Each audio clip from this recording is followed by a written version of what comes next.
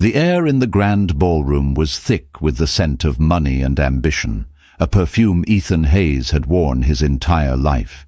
He stood at the center of it all, a king in his castle, until he saw her. A ghost from a life he'd long since buried. Clara, his ex-wife, the woman his family had dismissed as wallpaper, now floated across the marble floor in a gown the color of midnight, her hand resting on the arm of Sebastian Croft, a man whose net worth could purchase Ethan's entire legacy 10 times over. And in that moment, Ethan's perfectly curated world began to shatter.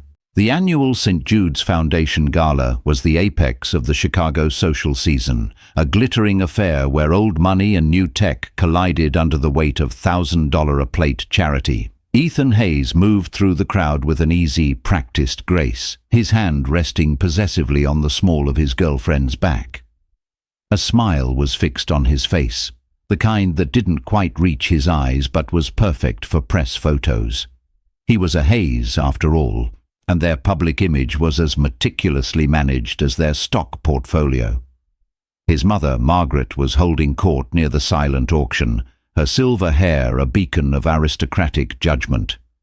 Everything was as it should be, and then the world tilted on its axis. The grand doors of the Drake Hotel's ballroom swung open, and a hush fell over the room, a ripple of collective awe that Ethan felt in his bones before he even saw the cause. A woman stood silhouetted against the light of the hallway, a vision in a sapphire silk gown that clung to her figure like a second skin. Her dark hair was swept up in an elegant chignon, revealing the graceful line of her neck and a constellation of diamonds that glittered with every subtle movement. But it wasn't the dress or the diamonds that made Ethan's breath catch in his throat. It was her face. It was Clara. His Clara. No, not his. Not for a long, long time. The woman he saw now was a stranger sculpted from familiar clay. The quiet, accommodating girl he had married and his family had systematically erased was gone. In her place was a woman of unnerving poise and confidence. Her eyes, once perpetually downcast, now scanned the room with a cool, appraising gaze. The hesitant smile he remembered was replaced by a serene, almost challenging curve of her lips. Beside her, his hand resting lightly on her arm, was Sebastian Croft. The Sebastian Croft, a titan of industry, a recluse who rarely graced these events, a man whose name was whispered in boardrooms with a mixture of fear and reverence.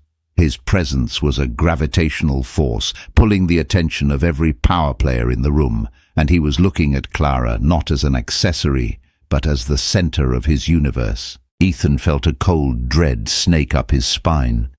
He could feel the whispers start, the furtive glances in his direction. He was suddenly aware of his girlfriend, Tiffany, chattering beside him, her words dissolving into meaningless noise. His mother's sharp gaze found his from across the room, her perfectly arched eyebrows knitting together in a rare display of confusion. "Ethan, darling, are you all right? You look like you've seen a ghost," Tiffany said, her voice grating on his raw nerves. He couldn't answer. He was mesmerized, watching Clara and Sebastian move into the room. They didn't walk, they glided. People parted for them, drawn to their aura of power. Sebastian bent his head to murmur something in Clara's ear, and she laughed. It was a sound Ethan had forgotten, a low, melodic chime that now sent a shard of ice through his heart. He realized with a sickening jolt that he hadn't heard her laugh like that in years, not even in the beginning. His mind reeled, trying to reconcile the image before him with the woman he had let walk out of his life 5 years ago with a single suitcase and a check he'd considered generous. The Clara he knew was a mouse, a lovely, timid creature who arranged his flowers, organized his social calendar, and absorbed his family's endless slights with a quiet, heartbreaking resilience. She was the background to his life, the comfortable, predictable wallpaper he hadn't truly noticed until it was stripped away. And now, this. This was not wallpaper. This was a masterpiece, unveiled for the world to see, and he felt a primal, illogical surge of possession. How? How had the girl who was too shy to speak at his family's dinner parties become this formidable woman on the arm of a billionaire? Where had this confidence, this elegance, this power come from? As if sensing his stare, Clara's gaze swept across the room and locked with his. For a heartbeat, the universe seemed to hold its breath. Her serene expression didn't falter, but he saw a flicker in the depths of her dark eyes, a spark of something he couldn't name. It wasn't hatred or sadness or even recognition. It was something far more chilling, indifference. It was the look you give a stranger, a piece of furniture, a part of the scenery you have no interest in. In that single, dismissive glance, Ethan Hayes, the man who had everything, felt a profound and terrifying sense of loss. He had not just lost a wife he'd never valued. He had lost a story he never bothered to read. And now he was seeing the stunning final chapter, realizing with horror that he was nothing more than a footnote in the preface. The ghost he was seeing wasn't just Clara. It was the ghost of the man he could have been and the life he had so carelessly thrown away. The memory haunted Ethan now, rising unbidden like smoke from the ashes of his past. It was their third Christmas as a married couple, and the Hayes family had gathered at the sprawling ancestral home in Lake Forest. The air was thick with the scent of pine needles and his mother's expensive perfume. Clara, then only 24, had spent a week meticulously planning her contribution to the family's potluck-style Christmas Eve dinner, a tradition Margaret Hayes insisted upon to maintain a facade of humility. Clara had decided on a beef Wellington, a complex, ambitious dish she'd practiced for weeks. Ethan remembered her in their city apartment kitchen, her brow furrowed in concentration, flour dusting her cheek. She was so desperate to impress them, so eager to finally carve out a small space for herself within the impenetrable fortress of the Hayes clan. She had even purchased a new dress for the occasion, a simple but elegant forest green velvet that brought out the warmth in her eyes. When they arrived, the condescension began immediately. His Aunt Carol, a woman with a face perpetually pinched in disapproval, eyed the ornate pastry. "Oh, how ambitious, dear. Let's hope it's not too dry. Ethan needs his food just so." Clara's smile tightened, but she placed it on the sideboard with the other dishes. Later, during dinner, Ethan watched as his family heaped their plates with the caterer-provided turkey and the ham his mother had ordered from a specialty shop. Clara's beef Wellington sat largely untouched. He saw the flicker of hurt in her eyes as his father, a man of few words and even fewer compliments, cut a small piece, chewed it thoughtfully, and then declared, "A bit rich for my blood." No one else tried it. Ethan, caught between a lifetime of placating his family and the silent plea in his wife's eyes, did nothing. He said nothing. He ate the turkey. He remembered the exact moment he made the choice, a small, cowardly betrayal that felt insignificant at the time, but now loomed large in his memory. He saw Clara trying to engage his cousin in conversation, only to be spoken over. He saw her offering to help his mother in the kitchen, only to be waved away with a dismissive, "Oh, the staff will handle it, dear. You just sit." The final crushing blow came during the gift exchange. Clara had spent months searching for the perfect presents. A rare first-edition book for his father, a history buff. A vintage silk scarf from a Parisian boutique for his mother. She had put so much thought, so much of her limited allowance, into each gift. His family opened them with polite, lukewarm smiles before turning their attention to the more extravagant offerings. In return, they had all chipped in to get her a single gift. A high-end vacuum cleaner. "We just noticed you're so domestic," his mother had said, her smile a razor blade cloaked in velvet. "We thought it would be useful for you." The room had filled with a tense silence. It was a joke, but it wasn't. It was a statement. It was a branding iron, marking her as the help, the outsider, the girl who would never truly belong. Ethan saw the color drain from Clara's face. He saw the fight she was having with herself, the battle to keep the tears at bay, to maintain her composure in a room full of people who saw her as nothing more than an accessory to their son. And again he did nothing. He laughed along, a hollow, shallow sound. He told her later, in the car on the way home, that it was just his mother's way. He told her not to be so sensitive. He didn't see the single tear that slipped down her cheek in the darkness of the car. He didn't understand that with every slice of untouched beef Wellington, every dismissive comment, every thoughtless gift, they were carving away pieces of her soul. Their marriage hadn't ended in a fiery explosion. It had died a slow, quiet death by 1,000 cuts. He had been so immersed in his own world, the world of Hayes Industries, of boardrooms and business trips, that he hadn't noticed she was suffocating. He saw her as a constant, a given, the steady, reliable presence that managed his home, soothed his ego, and asked for so little in return. Her needs were whispers in the roaring wind of his ambition. He remembered their final conversation. It wasn't a fight. She had packed a single bag. She sat him down in their pristine living room, the one she had decorated but never seemed to truly inhabit. Her voice was calm, devoid of the emotion he had expected. "I can't do this anymore, Ethan," she'd said, her hands folded neatly in her lap. "Do what? What's wrong? Is it my mother? I'll talk to her." The offer was empty, and they both knew it.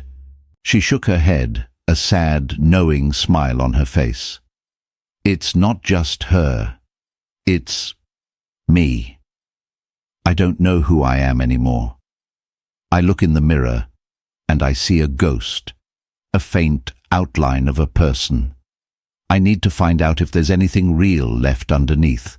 He had tried to argue, to offer solutions, a vacation, a new car, a bigger allowance. He treated it like a business negotiation, a problem to be solved with money. He didn't understand that she was talking about her very existence. He couldn't comprehend that the quiet, compliant woman he had married had found a core of steel within her, forged in the fires of his family's indifference and his own neglect. When she walked out the door, he felt a brief pang of annoyance, of inconvenience. He never imagined it was the last time he would see her as a broken thing. The ash of that past was now coating his tongue, bitter and choking, as he stood in the ballroom watching the phoenix who had risen from it. The first 6 months after leaving Ethan were a brutal, monochrome existence. The generous check he'd given her, the one meant to assuage his guilt and keep her quiet, sat untouched in a new bank account she opened with her maiden name, Clara Stevens. She was determined not to use a single cent of it. That money was tainted with pity and dismissal. Using it would feel like an admission that she couldn't survive without him. She rented a small one-bedroom apartment in Wicker Park, a world away from the opulent Lincoln Park mansion she'd left behind. The anonymity was both terrifying and liberating. For the first time in years, no one knew her as Ethan Hayes's wife. No one had any expectations of her. She was just Clara, a woman trying to figure out how to pay her next utility bill. She had a degree in art history, a passion that the Hayes family had deemed a lovely little hobby. It was hardly a marketable skill in a competitive job market. She took a job at a small art gallery, a position she was wildly overqualified for, but it paid the rent. She was the one who answered the phones, managed the inventory, and served cheap white wine at openings. It was humbling, soul-crushing work at times. She endured condescending patrons and the pitying looks of her boss, who knew just enough about her past to treat her like a fragile, tragic figure. But in the quiet moments, surrounded by art, she felt a flicker of the person she used to be. She would lose herself in the brushstrokes of a painting, in the bold lines of a sculpture, and remember the girl who had dreams before they were suffocated by the Hayes name. It was during one of these gallery openings, about a year into her new life, that she met Sebastian Croft. He hadn't come for the art. He was there to meet a client, and the gallery was simply a neutral, public space. He was a commanding presence, dressed in a bespoke suit that probably cost more than her car, but it was his eyes that caught her attention. They were intelligent, observant, and missed nothing. She was in the back, struggling to open a case of wine, when he appeared. "Let me help you with that," he said, his voice a low baritone. He took the box cutter from her hand and sliced through the tape with an effortless precision. "Thank you," she said, flustered. "You seem to know your way around this collection," he observed, gesturing to the paintings on the wall. "The artist is talented but lacks discipline. His composition is derivative of Richter but without the emotional depth." Clara was taken aback. No one ever talked to her about the art. "I agree," she found herself saying, the words tumbling out before she could stop them. "He's technically proficient, but there's no soul. It's imitation, not inspiration." A flicker of genuine interest crossed Sebastian's face. "You have a good eye." They spent the next 20 minutes locked in a deep, engaging conversation about art, a conversation more intellectually stimulating than any she'd had in 5 years of marriage. He didn't ask her who she was or what she did. He just listened to her ideas. At the end of the night, he handed her his card. "I run an investment firm," he said. "Croft Ventures. We have a small but growing division that invests in emerging artists and art tech startups. I think you'd be an asset. Call my office tomorrow." Clara was stunned. She thought it was a line, a polite dismissal, but something in his direct, no-nonsense gaze told her it was a genuine offer. The next day, on a whim, she called. She was put through to him immediately. He offered her a job as a junior analyst in his art investment division. The pay was more than double what she was making at the gallery. It was the lifeline she didn't know she was searching for.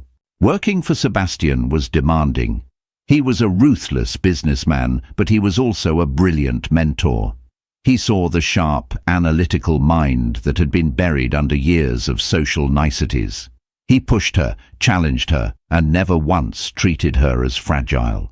He gave her projects that forced her to grow, to learn the language of finance, of acquisitions and market trends. She devoured it all. She worked harder than she ever had in her life, fueled by a desperate need to prove not just to him, but to herself, that she was more than a pretty face who could arrange flowers.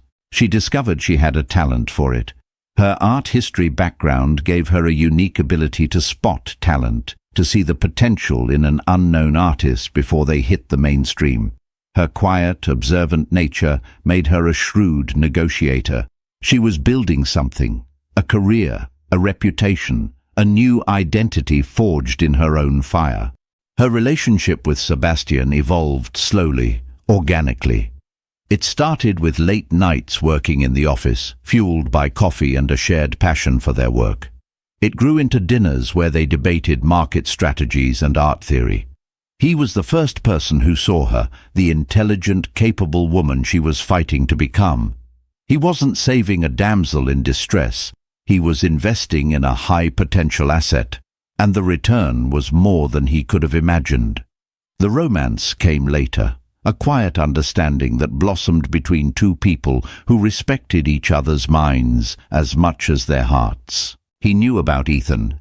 She had told him everything, not as a sob story, but as a statement of fact, a history she had overcome.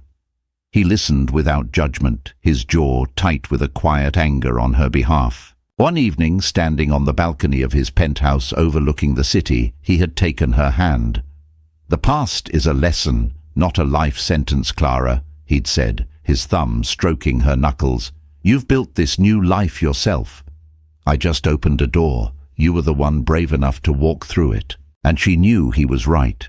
Standing in the ballroom at the St. Jude's Gala, with Sebastian's steady presence beside her, she wasn't hiding behind his power or his wealth. She was standing on a foundation she had built from the ground up. One grueling day, one smart decision, one hard-won victory at a time. She was the architect of her own life, and she was finally ready to survey her creation. The days following the gala were a slow-motion nightmare for Ethan. Clara's image was seared into his mind.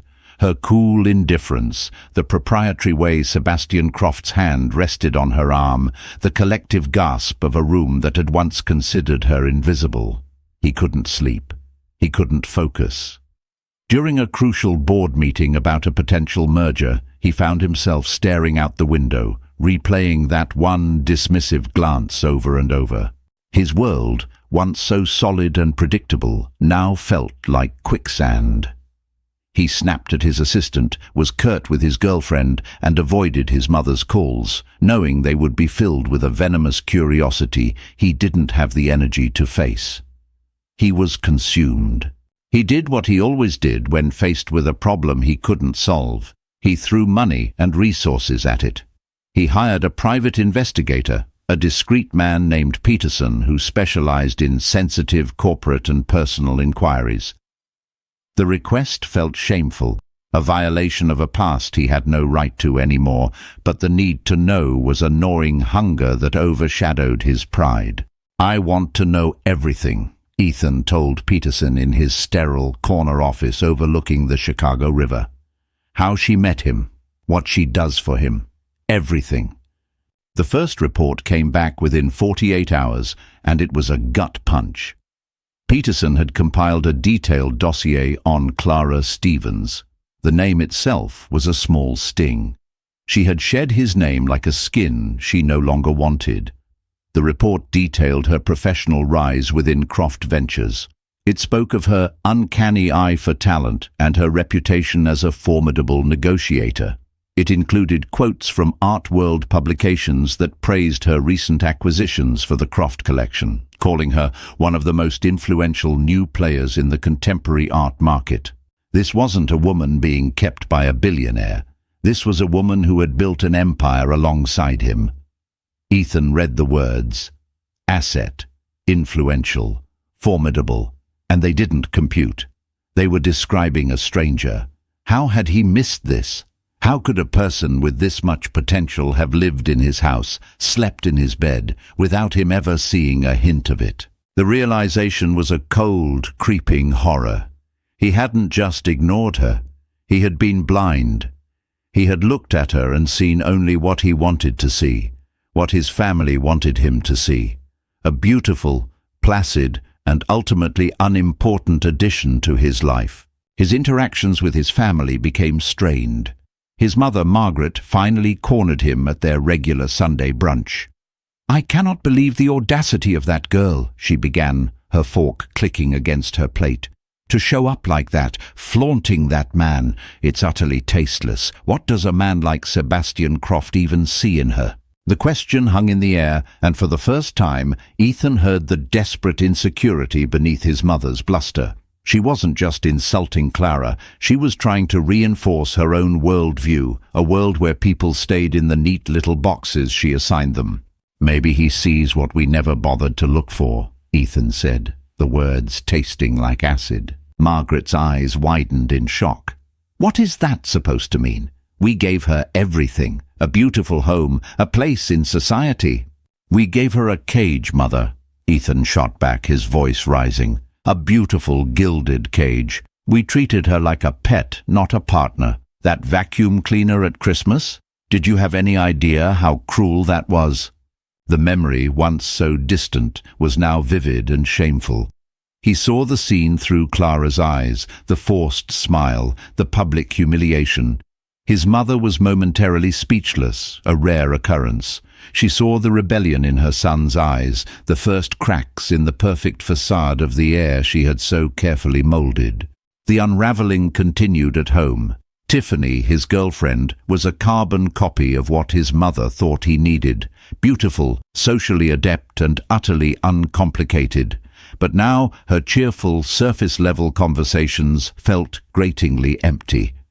Her talk of parties and shopping and gossip seemed trivial, infantile, compared to the woman he now knew Clara had become. One evening, as Tiffany was showing him a new pair of diamond earrings she'd bought, he found himself staring at her, a strange sense of detachment washing over him. "Were you ever passionate about anything, Tiff?" he asked abruptly. "Besides this?" He gestured vaguely at the opulent room, the glittering jewelry. She looked at him, confused. "What do you mean, I'm passionate about us?" The answer, which once would have satisfied him, now felt hollow. He realized he didn't know the first thing about the woman he was dating, and he didn't care to learn. He had been living a life of curated surfaces, and Clara's return had smashed the mirror, forcing him to see the profound emptiness behind it. He was surrounded by wealth, by beauty, by success, but he was utterly, terrifyingly alone. The power he had always taken for granted, the power of his name and his money, felt like a useless weapon against the quiet strength of a woman he had thrown away. He had been the king of a hollow kingdom, and he was only just beginning to understand the true cost of his crown. It took Ethan a week to build up the courage to reach out. Every draft of the text message he wrote sounded either pathetic or demanding. He finally settled on something simple, something that feigned a professionalism he was far from feeling. "Clara, it's Ethan. I was surprised to see you at the gala. I was hoping we could talk. There are some loose ends from the old endowment fund we started that I'd like to discuss." It was a lie, a flimsy pretext, and he knew she would see right through it. But it was the only way he could frame the request without admitting the truth, that he was haunted by her and desperate for answers. Her reply came 2 hours later, cool and concise. "Ethan, a conversation is fine. My assistant will be in touch to schedule a time." He felt a strange mix of relief and humiliation. She was treating him like a business associate, a minor appointment to be slotted into her busy calendar. The power dynamic had not just shifted, it had been completely inverted. Her assistant scheduled the meeting for the following Tuesday at 3 o'clock. The location she chose was the cafe at the Art Institute of Chicago. It was a masterstroke of strategy on her part. It was public, yet discreet. And it was her territory, a place where she was the expert and he was the novice. When he arrived, she was already there, sitting at a small table overlooking the museum's serene south garden. She was wearing a simple, tailored, cream-colored dress, her hair pulled back, her face framed by minimalist gold earrings. She looked elegant, professional, and completely untouchable. She was sipping an espresso, a notebook and pen resting on the table beside her. She wasn't waiting for him. She was working while she waited. "Ethan," she said, her voice even as he approached. She didn't stand up. "Thank you for coming." "Clara," he managed, his own voice sounding rough to his ears, "you look well." It was the most inadequate word he could have chosen. She didn't look well. She looked magnificent. "I am," she replied, her gaze direct, unwavering. There was no trace of the nervous, deferential woman who used to shrink under his gaze. "You mentioned the endowment fund?" He flinched at the directness of her question, the way she immediately dispensed with pleasantries and cut to his fabricated agenda. "Right, the fund. It was just some paperwork." He let the lie die on his lips. It was pointless. "There is no paperwork, Ethan," she said, not unkindly, but with a finality that left no room for argument. "Our lawyers dissolved that trust 4 years ago. Why did you want to see me?" Stripped of his pretense, he felt a wave of raw, unfamiliar vulnerability. He sat down, his movements stiff. I don't know," he admitted, the honesty feeling foreign on his tongue. "I was shocked to see you. I needed to understand." "Understand what?" she asked, her voice a calm, curious whisper. "What is it you think you're owed an understanding of?" The question was a surgeon's scalpel, cutting away his ego and exposing the entitlement beneath. He had always believed he was owed an explanation, a place in her story. "How did this happen?" he finally asked, gesturing vaguely. "You and Sebastian Croft, your work, everything." Clara took a slow sip of her espresso, her eyes never leaving his. "It happened because I left, Ethan. It happened because for the first time in my life, I was forced to rely on myself. I didn't have the Hayes name to hide behind or be crushed by. I had to build something of my own, or I would have disappeared entirely." There was no bitterness in her voice, only a profound, unshakable clarity. "You and your family," she continued, "you saw me as a project. A girl from a modest background who needed to be polished, to be molded into the perfect corporate wife. You never once stopped to ask who I was or what I wanted. You just assumed I wanted what you had." Every word was true, and the truth was a physical blow. He had been so proud of giving her a better life, never realizing he was stealing her own. "I didn't see it," he whispered, the admission costing him more than any failed business deal ever had. "I was a fool." "No," she said, shaking her head slowly. "You weren't a fool. You were a product of your environment. You were a haze. And being a haze means you never have to look too closely at the people you consider beneath you. It's a privilege you're born with." She paused, her gaze softening for just a moment. "The real tragedy, Ethan, is that you were never interested in who I was. You were interested in the idea of me, the quiet, supportive wife who would make your life easier.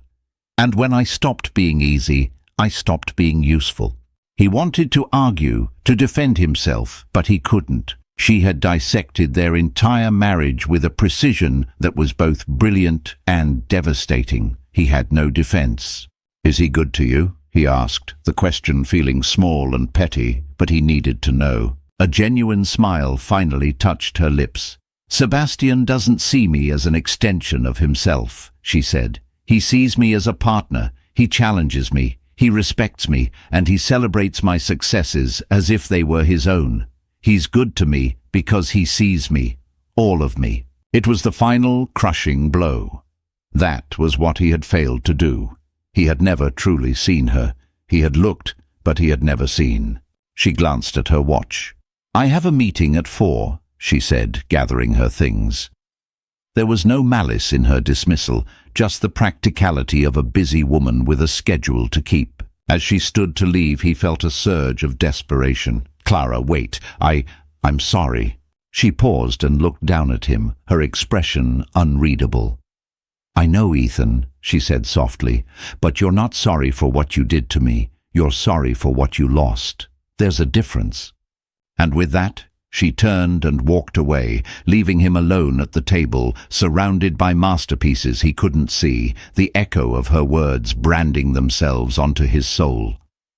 She hadn't come for revenge. She had come for something far more powerful, to show him the truth, and then to leave him with it. Life with Sebastian was a world away from her life with Ethan. It was a partnership forged in the crucible of ambition and mutual respect. Their evenings were spent not at stuffy society dinners, but in their shared home office, poring over auction catalogues, or in deep debate over the merits of a new artist they were considering for the Croft collection. Sebastian valued her opinion, sought her counsel, and treated her success as integral to his own. For the first time, Clara felt like an equal, a true partner. But even in this seemingly perfect world, she began to notice subtle, disquieting cracks. Sebastian was a man who craved control. It was what made him a brilliant businessman, able to anticipate market shifts and orchestrate complex, multi-billion-dollar deals with a chess master's foresight. But this need for control sometimes bled into their personal life in ways that pricked at Clara's newfound independence. It started small. He would override her choice of restaurant for dinner, insisting he knew a better place. He'd surprise her with a weekend trip, leaving no room for her to object, framing his unilateral decision-making as a romantic gesture. She tried to dismiss it as him being protective, a stark contrast to Ethan's neglect. But a persistent, uneasy feeling began to take root. The first major fissure appeared during a deal involving a small independent art gallery in Pilsen, a vibrant, predominantly Hispanic neighborhood in Chicago. The gallery, Galleria Sombra, was a community hub, a place that nurtured local, emerging Latino artists who were often ignored by the mainstream art world. Clara had discovered it on her own, spending weekends visiting smaller venues, and had fallen in love with its raw, authentic energy. She saw immense, untapped potential. She proposed an acquisition to Sebastian, not a hostile takeover, but a partnership.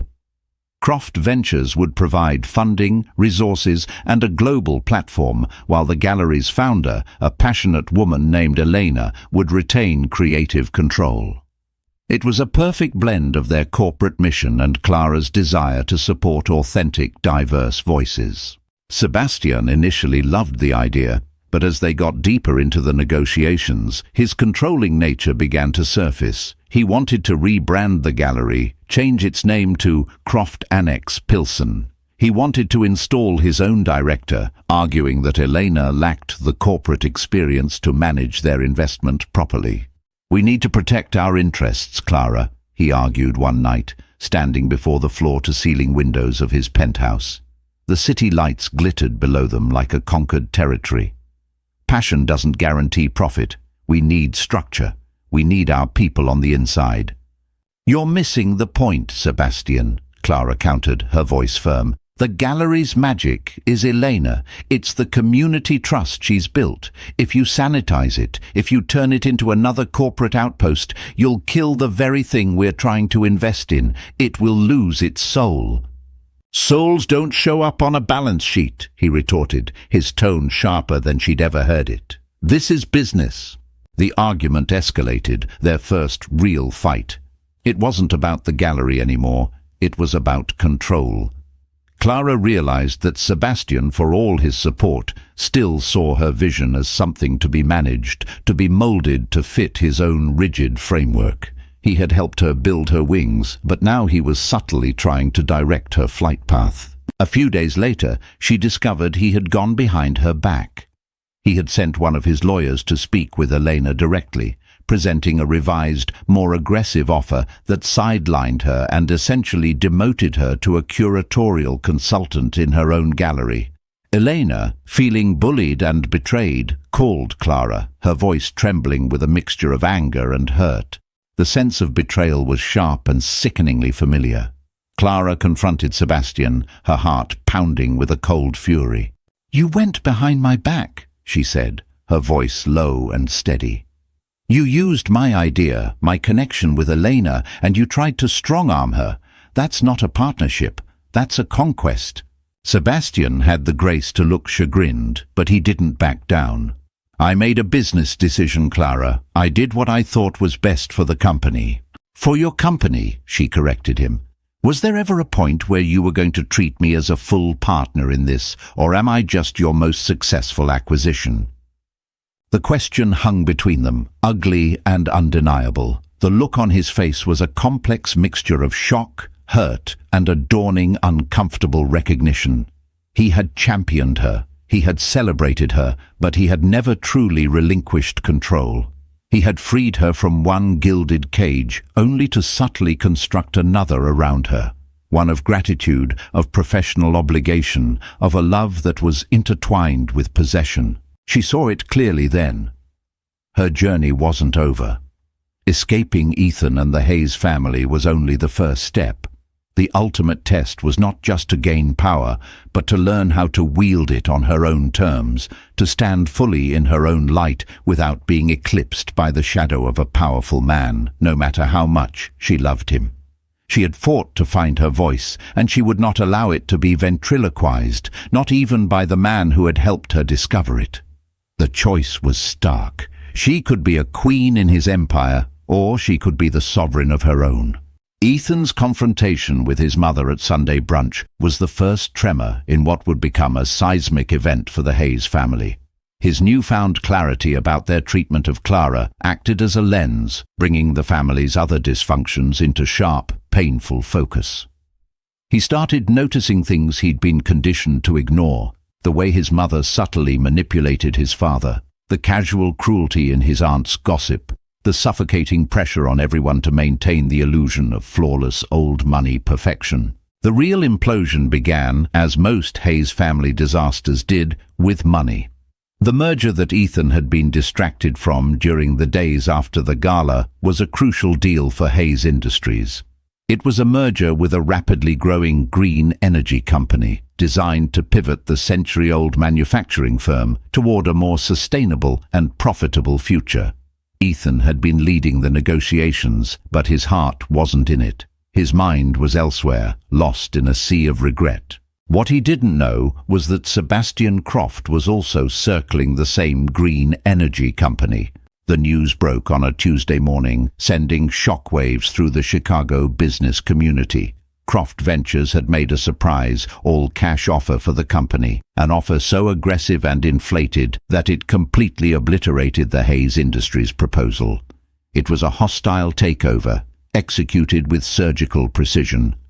The board of the energy company, faced with an offer that would enrich them beyond their wildest dreams, accepted within hours. The merger wasn't just dead, it had been publicly assassinated. Ethan was in his office when his father, a man he hadn't seen truly angry in decades, stormed in, his face a mottled, furious red. "What the hell happened, Ethan?" he roared, slamming a copy of the Wall Street Journal onto his son's desk. The headline screamed, "Croft snatches green tech jewel in bold power play." I don't know," Ethan stammered. "Our offer was solid. This came out of nowhere." "Out of nowhere?" his father scoffed. "This is what happens when you lose focus. Your mother tells me you've been moping around for weeks, obsessed with that girl. Is this her? Is this some kind of revenge?" The accusation struck Ethan like a physical blow. Would Clara do this?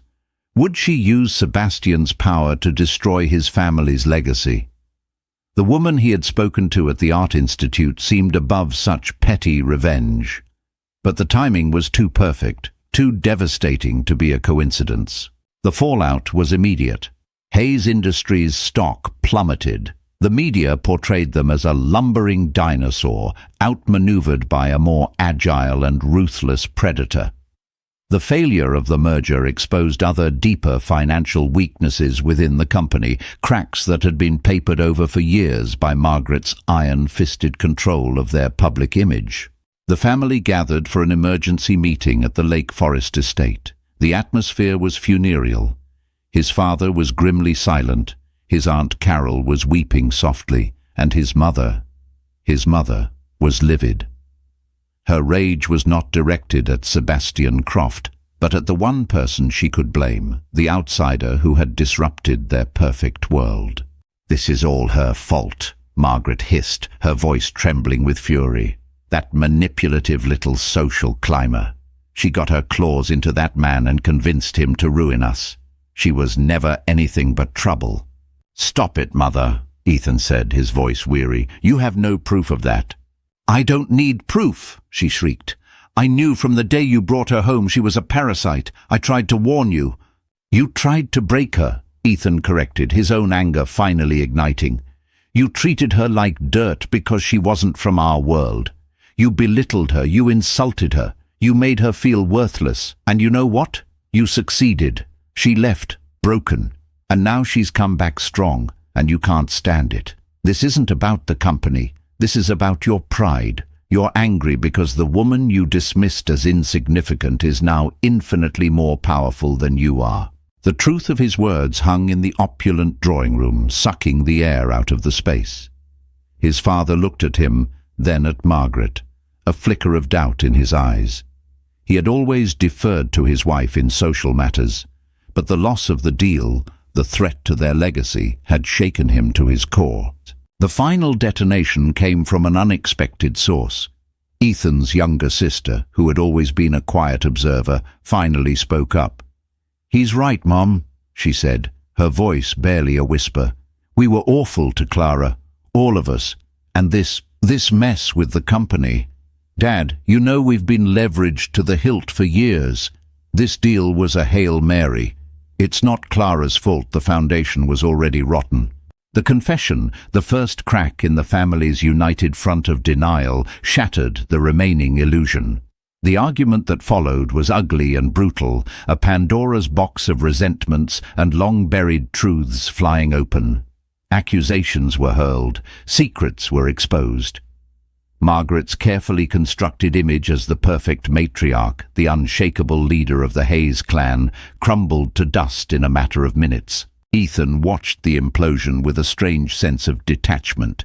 He was witnessing the end of an era, the collapse of a dynasty built on a foundation of arrogance, denial, and cruelty, and he knew, with a certainty that chilled him to the bone, that they had brought it all upon themselves.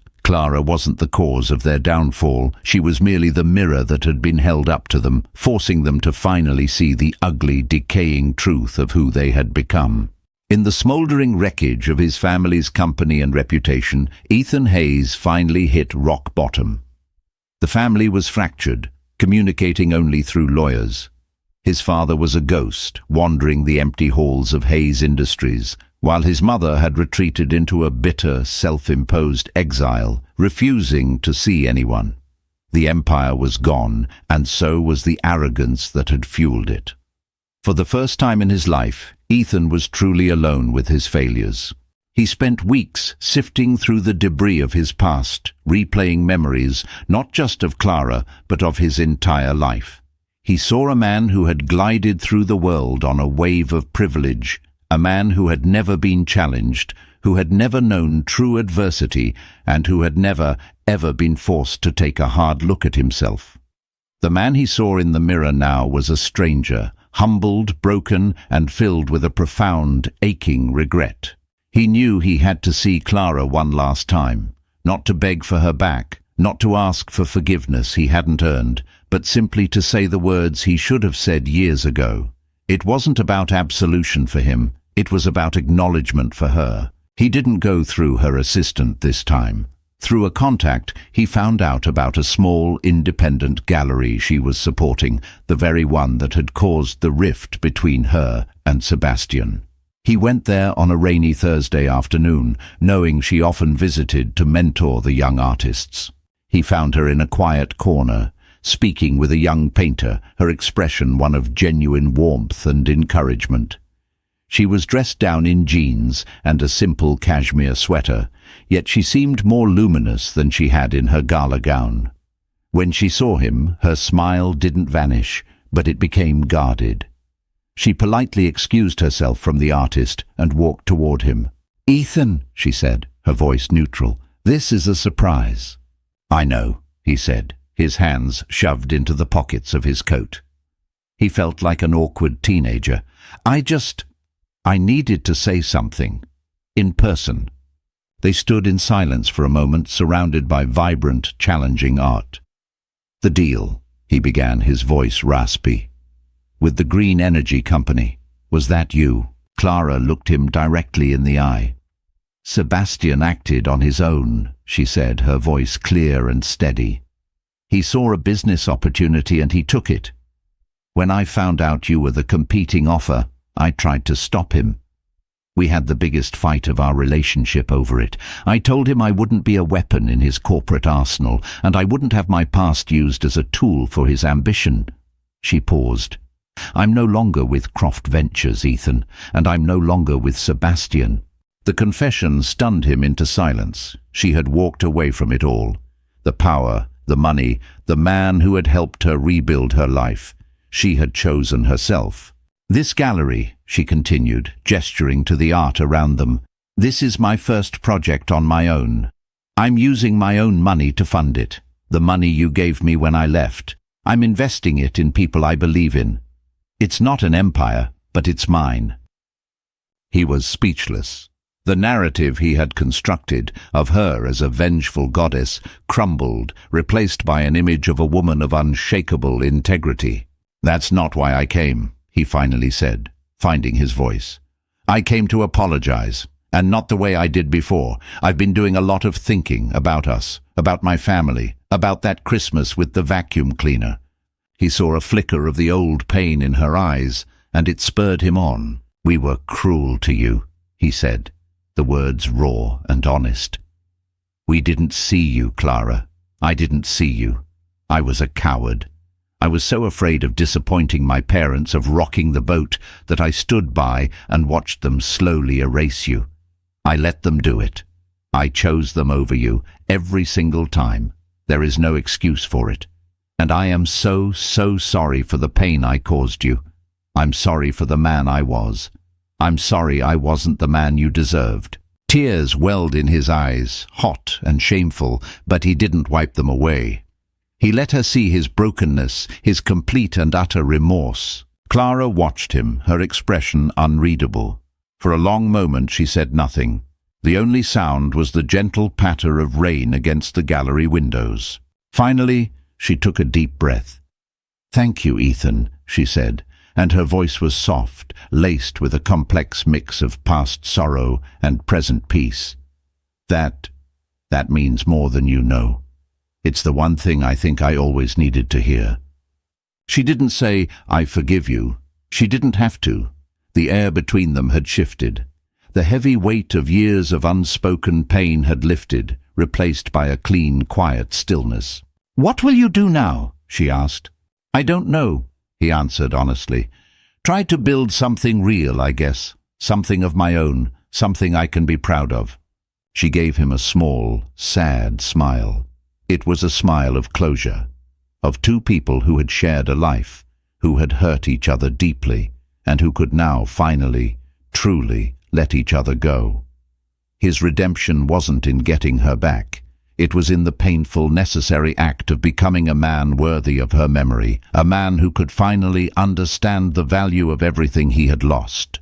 The months that followed were a study in quiet reconstruction. For Clara, breaking away from Sebastian was a painful but necessary amputation. She had loved him, and a part of her always would, for he had been the catalyst for her transformation. But she recognized that their relationship, born from a power imbalance, could never be one of true equals. His desire to protect her had morphed into a desire to possess her, and she had fought too hard for her freedom to hand it over to anyone, no matter how benevolent the warden. She poured all her energy and the settlement from her divorce into her new venture, the Stevens Foundation for the Arts. It wasn't as glamorous as Croft Ventures, but it was wholly hers. Her mission was to find the artists who existed in the margins, the ones overlooked by the big galleries and corporate collectors. She traveled, not to Paris and London, but to Detroit, to New Orleans, to small towns in the Southwest, searching for raw, authentic talent. She wasn't just investing money, she was investing belief. She became a mentor, a champion, a force for change in a world that had once deemed her invisible. She found her purpose not in acquiring masterpieces, but in nurturing the masters of tomorrow. Her life was her own, her future a blank canvas, and for the first time she was the only artist with a brush in her hand. For Ethan, the path was steeper and far less certain. The collapse of Hayes Industries was absolute. He and his father were forced to sell off the company's assets piece by piece to cover the mountains of debt. The Lake Forest estate was sold, the glittering facade of their dynasty dismantled. What was left was a modest, manageable sum, enough to live on, but not enough to reclaim their former glory. The loss of wealth, however, was secondary to the loss of identity. Without the Hayes name to define him, Ethan was forced to figure out who he actually was. He started small. He took a business course at a local university, sitting alongside students half his age. It was humbling. He got a job, not as a CEO, but as a consultant for a small, struggling non-profit that helped ex-convicts find employment. It was difficult, often frustrating work, but it was real. He was helping people build new foundations, just as he was trying to build his own. He saw his father occasionally. The anger between them had faded, replaced by a shared, quiet grief for what they had lost, and a tentative hope for what they might rebuild, not a company, but a relationship. His mother remained distant, unable to forgive the world for her fall from grace. Ethan mourned the mother he wished he'd had, but he accepted the one he did. About a year after their last meeting, he was walking through Pilsen on a crisp autumn day and found himself outside Galleria Sombra. The name hadn't been changed. A vibrant mural decorated its exterior wall, and the sound of music and laughter spilled out onto the street. On a plaque near the door it read, "Supported by the Stevens Foundation." He smiled, a genuine, unburdened smile. He didn't go in. He knew it wasn't his place. That world belonged to her. He felt a profound sense of peace, a quiet gratitude for the woman who had, by leaving him, inadvertently saved him from the hollow man he was destined to become. Their paths would likely never cross in a meaningful way again. Their story was over. But in the quiet, unwritten chapters of their separate futures, they carried the lessons of their shared past. Clara found her power not in the arms of a billionaire, but in the strength of her own convictions. And Ethan, stripped of his name and his fortune, began the slow, arduous journey of finding his own worth, not in a balance sheet, but in the quiet dignity of a life rebuilt on a foundation of honesty and humility. The ending wasn't a fairy tale reconciliation. It was something far more real and resonant, a future unwritten, holding the quiet promise of redemption. From the ashes of a forgotten past, a woman's incredible journey of self-discovery proves that the greatest power isn't wealth or revenge, but the courage to reclaim your own story. Clara and Ethan's story is a raw and emotional look at betrayal, the silent struggles we endure, and the difficult path to redemption. It reminds us that sometimes you have to lose everything to find out who you truly are. If their powerful transformation moved you, don't forget to hit the like button, share this video with someone who needs to hear this message, and subscribe for more stories that touch the heart and stir the soul. What did you think of Clara's ultimate choice? Let us know in the comments below.